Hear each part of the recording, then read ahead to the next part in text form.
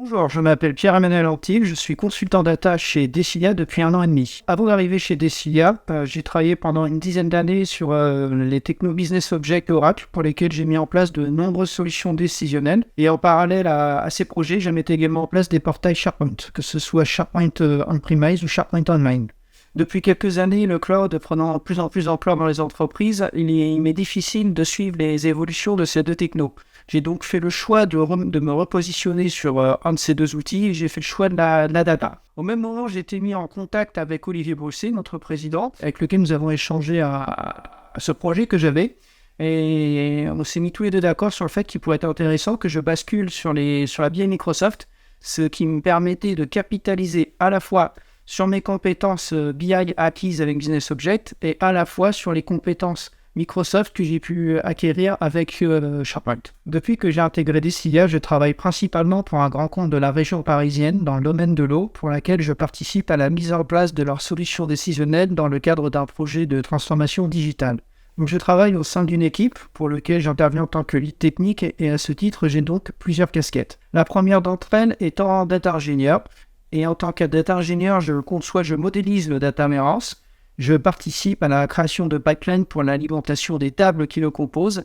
Et enfin, je conçois la couche sémantique en la modélisation de modèles tabulaires avec Azure Analysis Services. Donc les outils que nous utilisons sont les bases de données Azure SQL, l'alimentation de pipeline via Azure Data Factory et la modélisation de couches sémantiques avec Azure Analysis Services. Ma seconde casquette est celle de Data Analyst, pour laquelle je conçois des rapports Power BI. Nous pouvons avoir des besoins spécifiques comme la gestion du multilangue, la gestion des rapports embarqués dans des applications web via la génération de tokens sécurisés, ainsi que la mise en place de vues mobiles. Ma troisième casquette est celle de DataOps.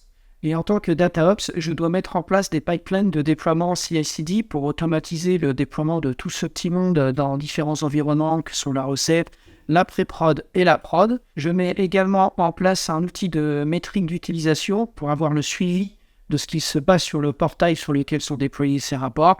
Et je participe également à la mise en place de la gouvernance des données. La mise en place de ce projet faisant partie d'un grand projet général de transformation digitale, nous sommes de nombreuses équipes à travailler dessus. Par conséquent, c'est la méthode Agile Safe qui a été mise en place. Une méthode Agile Safe est composée de plusieurs PI, chaque PI étant lui-même composé de plusieurs sprints. Et c'est durant ces sprints que nous réalisons les tâches que nous avons à faire.